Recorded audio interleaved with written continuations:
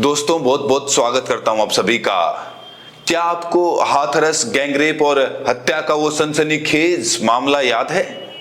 दोस्तों मैं मनीषा वाल्मीकि की बात कर रहा हूं। वही दलित मनीषा वाल्मीकि जिसके परिवार वाले आज भी खौफ के साए में जीने को मजबूर हैं। और मैं इस मुद्दे पर इसीलिए बात कर रहा हूं क्योंकि मनीषा वाल्मीकि के परिवार को आज भी इंसाफ नहीं मिल पाया है। पीड़ित परिवार के साथ कहा जा रहा है कि आज भी भेदभाव हो रहा है। पीड़ित परिवार का आरोप है कि उन्हें आज भी जातिवाद का सामना करना पड़ रहा है। मनीषा वाल्मीकि के भाई कहते हैं कि गांव की ऊंची जाति के लोग हमें नीची नजरों से देखते हैं। दोस्तों मनीषा वाल्मीकि केस को कुल 5 साल बीत चुके हैं, लेकिन अभी तक पीड़ित परिवार को कायदे से इंसाफ नहीं मिल पाया है। और इस पूरे मामले को एक बार फिर से जिंदा कर दिया है भीम आर्मी के चंद्रशेखर आजाद ने। चंद्रशेखर आजाद जो कि नगीना से लोकसभा के सांसद हैं, उन्होंने इस पूरे मामले को एक बार फिर से मुखरता से न सिर्फ उठाया बल्कि सरकार को एक लेटर भी जारी कर दिया है। तो उनके लेटर में क्या कुछ है विस्तार से हम बताएंगे, लेकिन सबसे पहले दोस्तों उस घटना पर एक नजर डालना बहुत जरूरी है क्योंकि घटना पुरानी हो चुकी है। शायद आप लोगों के दिमाग में वो घटना ना हो, तो मैं आपको फिर से बताना चाहता हूं कि मनीषा वाल्मीकि के साथ आखिर 14 सितंबर 2020 को हुआ क्या था। बीबीसी की रिपोर्ट के अनुसार 20 साल की युवती मनीषा अपनी मां के साथ घर से करीब आधा किलोमीटर दूर घास काटने गई थी। आरोप है कि वहीं गांव के ही 4 लोगों ने उसके साथ दरिंदगी की। मनीषा की मां का कहना है कि जब वो उसके पास पहुंची तो वो घायल थी और उसके कपड़े फटे हुए थे। मनीषा की मां और उसका बड़ा भाई तुरंत उसे मोटरसाइकिल से करीब 1.5 किलोमीटर दूर चंदप्पा थाने लेकर गए थे। यहां से उसे जिला अस्पताल ले जाया गया, वहां से अलीगढ़ रेफर किया गया। लड़की ने होश में आने के बाद अलीगढ़ मेडिकल कॉलेज में बयान दर्ज कराया, जिसके आधार पर मुकदमा दर्ज हुआ था। उसके बाद अलीगढ़ से 28 सितंबर को दिल्ली के सफदरजंग अस्पताल ले जाया गया, जहां अगले दिन मनीषा की मौत हो गई।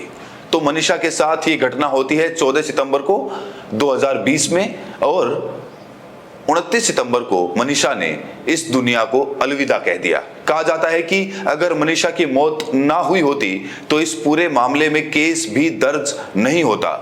दोस्तों आपको जानकर हैरानी होगी कि मनीषा की मौत के 11-12 दिन बाद 11 अक्टूबर 2020 को इस पूरे मामले में एफआईआर दर्ज की जाती है। इसके बाद 18 दिसंबर को इस पूरे मामले में चार्जशीट दाखिल हो जाती है, जिसमें पुलिस पर भी लापरवाही के आरोप लगाए जाते हैं। तो अब आपको बताते हैं कि आखिर ये मामला फिर से जिंदा कैसे हुआ, कैसे इस पूरे मामले में नया मोड़ आया। दोस्तों ये मामला जिंदा इसलिए हुआ क्योंकि चंद्रशेखर आजाद ने इसको लेकर उत्तर प्रदेश के मुख्यमंत्री के नाम एक लेटर जारी किया है।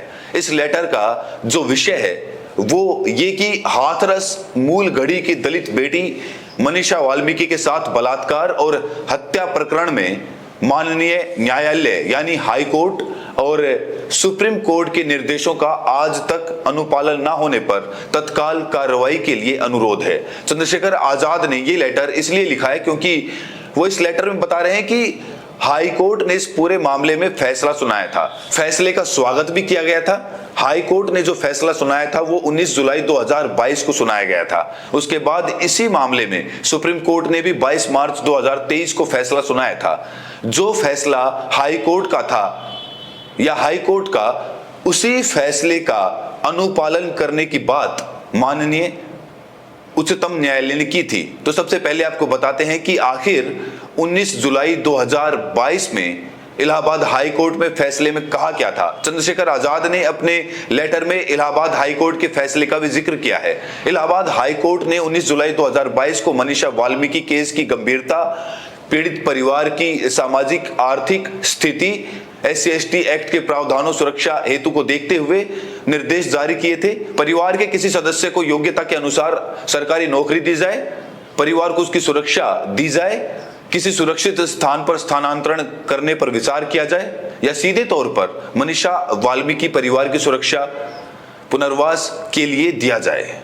तो ये फैसला इलाहाबाद हाई कोर्ट का था। दोस्तों, जैसे ही इलाहाबाद हाई कोर्ट ने फैसला सुनाया, जो सरकार थी, जानते हैं क्या किया? सरकार सुप्रीम कोर्ट पहुंच जाती है। सरकार इलाहाबाद हाई कोर्ट के फैसले को चुनौती देती है, लेकिन सुप्रीम कोर्ट ने राज्य सरकार की एक भी दलील नहीं मानी और पूरे मामले को खारिज करते हुए साफ तौर से कह दिया कि जो कुछ इलाहाबाद हाई कोर्ट ने निर्देश दिया है उसका यथावत पालन किया जाए। चंद्रशेखर आजाद ने इस पूरे मामले पर संज्ञान लेते हुए कहा है कि यह अत्यंत दुखद है कि बहन मनीषा वाल्मीकि के परिवार के सदस्य को अभी तक सरकारी नौकरी नहीं दी गई, उन्हें सुरक्षित स्थान पर स्थानांतरण की प्रक्रिया शुरू नहीं की गई। ये स्थिति न केवल न्यायालय के आदेशों की अवहेलना है, बल्कि दलित समाज में असुरक्षा और निराशा की भावना बढ़ाती है। चंद्रशेखर आजाद यहां साफ तौर से कह रहे हैं कि अगर हाई कोर्ट के फैसलों का अनुपालन नहीं हो रहा है, क्रियान्वयन नहीं हो रहा है, तो कहीं ना कहीं ये अत्यंत दुखद है, चिंताजनक है और ये दलित समाज में असुरक्षा की भावना को बढ़ाने वाला है। कोर्ट के आदेशों का पालन ना होते हुए देख एक बार फिर से चंद्रशेखर आजाद ने सरकार से 4 बड़ी डिमांड की है। वो 4 बड़ी डिमांड क्या है दोस्तों, आप देखिए। उन्होंने पहली डिमांड की है कि इलाहाबाद हाई कोर्ट के जो फैसले हैं, सुप्रीम कोर्ट का जो निर्णय है, उसे तत्काल प्रभाव से पूर्ण रूप से लागू किया जाए। मनीषा वाल्मीकि के परिवार के किसी एक सदस्य को तुरंत सरकारी नौकरी दी जाए।